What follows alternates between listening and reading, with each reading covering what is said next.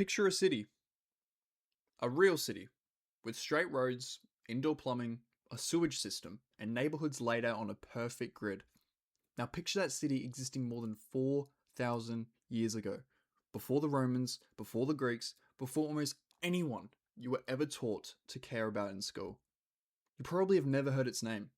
This is Mohenjo-daro. It sat in what is now Pakistan. In the Indus Valley, and at its peak, it was home to somewhere between 30 and 50,000 people. That is not a guess. Archaeologists have mapped its streets.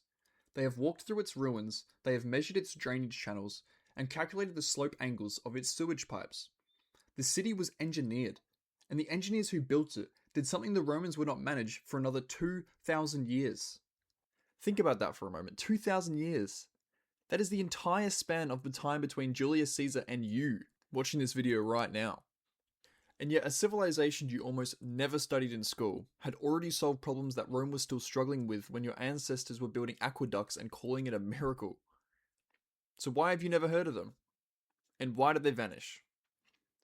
The Indus Valley Civilization, sometimes called the Harappan Civilization, was flourishing from roughly 3,300 BCE to 1300 BCE. At its height, it covered an area larger than ancient Egypt and Mesopotamia combined.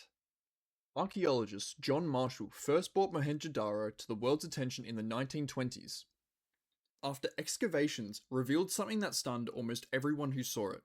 The city had not grown organically, the way most ancient cities do, sprawling and chaotic, built on top of older settlements in layers of confusion. It had been planned. The streets ran on a near-perfect north-south, east-west grid. The blocks were almost uniform in size. The buildings were constructed from standardized baked mud bricks, made to the same dimensions across every excavated site in the entire civilization, spanning hundreds of miles. Now that last part is pretty hard to fathom. Standardized bricks across hundreds of miles, that means there was a shared system of measurement, a common standard that worked in cities separated by days of travel were all following. Nobody does that by accident. That is the product of administration, of planning, of something that looks from this distance a great deal like governance. And then there was the water. Every major house in Mohenjo-daro had its own bathing platform. Many had private wells. The city had a network of covered drains running beneath its streets, channeling waste away from homes and towards the outskirts. Historian and archaeologist Shireen Ratnagar has written extensively about how sophisticated the system was, noting that the drains were built with access points so they could just be cleaned and maintained. This was not just construction, this was infrastructure thinking. The kind of thinking that imagines not just what a city needs today, but what it will need next year and in 10 years when the drains inevitably fill with silt. This kind of innovation is something completely unheard of from this time period. Now, Rome would eventually build the Cloaca Maxima, its famous sewer. It was a marvel. Visitors came from across the empire to admire it. The Indus Valley had already been doing this for over 2,000 years by then. But here's where the story takes a turn. Because unlike Rome, unlike Egypt, unlike Mesopotamia, the Indus Valley Civilization left almost no monuments to power. They didn't leave any pyramids, no monolithic structures, no massive temples to kings, no giant statues of rulers with their names. The closest thing archaeologists have found to a public building is what they call the Great Bath at Mohenjo-daro. It is a large waterlight brick pool, probably used for ritual or communal bathing. Beautiful, precise, and completely unassuming. No pharaoh's name on it, just a pool built for people to use. That absence is kind of strange. Every other complex ancient civilization left records of its rulers. The Indus Valley people left almost nothing. They didn't leave any deciphered writing. They didn't leave any clear tombs. What they left instead were seals. Small, flat, square pieces of carved stone depicting animals and symbols in a script that has never been decoded. Thousands of them found across trading sites from the Indus Valley to Mesopotamia and beyond. They were trading with Mesopotamia. They had a script. They had a system. And we cannot read a single word of it. Researcher and linguist Asko Papola has spent decades trying to crack the Indus script. He has made progress. He believes it is likely a Dravidian language, the ancestor of languages still spoken in southern India today. But the script remains undeciphered, which means Everything we know about what these people believed, how they governed themselves, what they called their city, what they feared, what they celebrated, all of it is silent. They are speaking to us and we cannot hear them. And then, around 1900 BCE, things began to fall apart. The decline was not sudden, despite what the word vanished might suggest.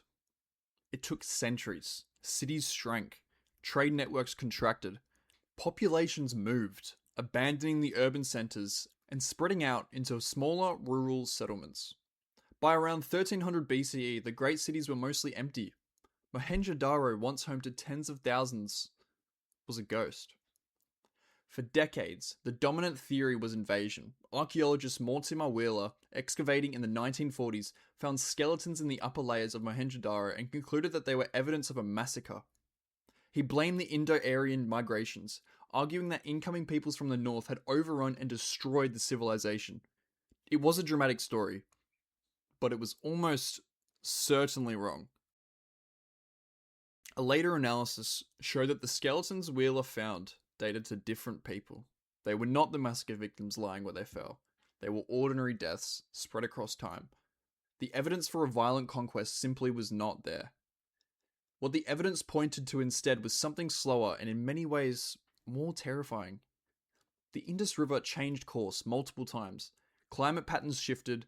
The monsoons, which the entire agricultural system of this civilization depended on, became unreliable. The Gargar-Hakra river system, which once ran through the heart of the Indus Valley territory and fed its farmland, began to dry up. Geologist Liviu Giosan and a team of researchers published findings in 2012 demonstrating that tectonic activity and shifting river courses had fundamentally disrupted the water supply that the civilization had been built around. Think about what that means for a city like Mohenjo-daro.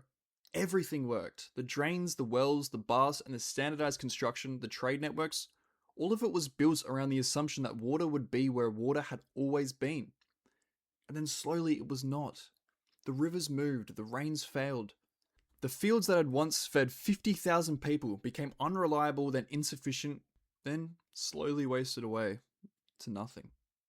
What do you do when the thing your entire civilization was engineered to depend on disappears? You move, you fragment, you stop building great cities and start surviving in smaller groups, closer to whatever water remains. You carry your knowledge with you, dispersed across a landscape that no longer supports concentration. The script stops appearing on seals because the trade network that needed those seals had collapsed. The standardized bricks stop being made because there is no longer a centralized authority with the reach to enforce the standard. The civilization did not end in fire. It dissolved slowly, like the rivers that once made it possible. And here's the part that I think will sit with you for a bit. The people of the Indus Valley were by every measurable standard extraordinarily competent. Their urban planning was sophisticated. Their sanitation was centuries ahead of their contemporaries. Their trade networks were vast. Their standardization was impressive enough that modern engineers who studied their brick ratios recognized them as structurally optimal. They figured out 4,000 years ago that a brick with dimensions in a 2-to-1 ratio is the most stable shape for construction. That's sophisticated engineering knowledge. This left archaeologists and historians stunned and made them reconsider what we know about the progression of human history. Unfortunately, none of it was enough. Because competence cannot survive the failure of the conditions that competent was built to manage. The Indus Valley Civilization was not destroyed by enemies or by its own failings. It was undone by the planet and by its natural cycles, by the slow, indifferent movement of water away from where it always had been. It makes you wonder why this amazing city isn't common knowledge and why it isn't even mentioned in schooling education. Is it because it doesn't fit the narrative that Western civilization was the most advanced? The city wasn't built with pride and through bloodshed and domination of its inhabitants. This city was built in harmony and had a unique way of life that didn't thrive on a hierarchy of power and is a complete contradiction to how we understand power. Tonight, when you turn on the shower or when you turn on your tap to get a glass of water before bed, it might make you think twice about just how lucky we are that we have access to these resources. And that's under the assumption that these systems and resources you depend on will keep working. That the resources will keep arriving, that the infrastructure will hold. The people of Mohenjo-daro made that same assumption. They built their entire world around it. They were brilliant and careful and organized, and the society and whole civilization collapsed from something completely out of their control. The city that was more advanced than Rome did not vanish because it failed.